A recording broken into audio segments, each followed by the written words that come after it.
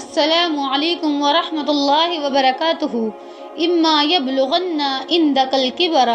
اگر پہنچ ہی جائے وہ دونوں بڑھاپے تک تمہارے پاس، احدکما وہ اکیلے یا دونوں، یعنی والدین اس بڑھاپے کی ضعیفی کی عمر کو پہنچ جائے، یا والد فوت ہو گئی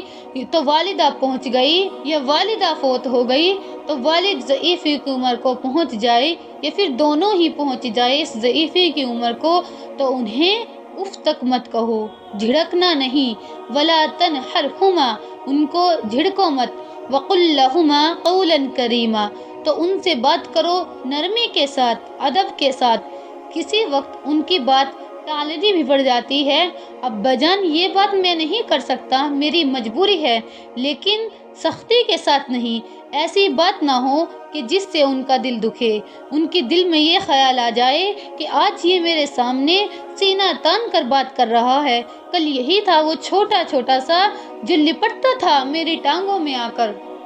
وہ یہی تھا جسے میں گود میں لیے پھرتا تھا۔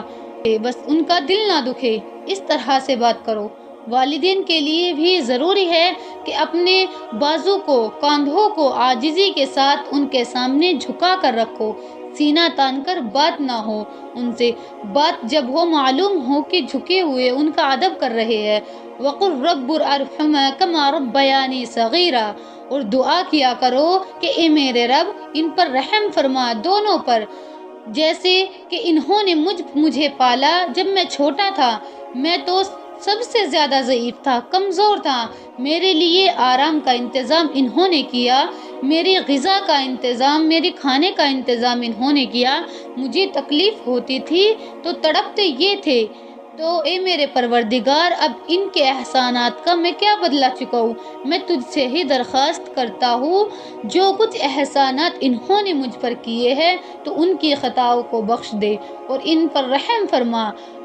رب واقف ہے خوب جو کچھ تمہارے دلوں میں ہوتا ہے، اگر تم واقعی ہی نیک ہوگے تو یقیناً اللہ تعالیٰ تم میں سے جو واقعی اللہ کی طرف رجوع کرنے والے ہیں ان کے لیے غفور الرحیم ہے، یعنی بخشنے والا ہے۔ اگر کبھی تمہارے والدین ایسی بات کہہ دے کہ جو انہیں کہنی نہیں چاہیے تھی تو ان کو روکنا بھی پڑتا ہے، ٹوکنا بھی پڑتا ہے،